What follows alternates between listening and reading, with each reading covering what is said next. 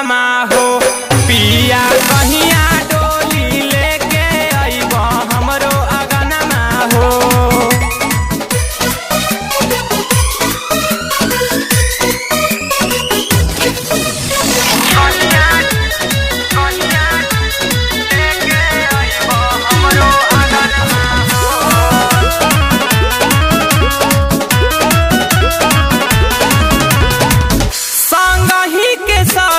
रोज मजाक मोरे उड़ावेली, जवानी जियान होता कही के चिढ़ावेली।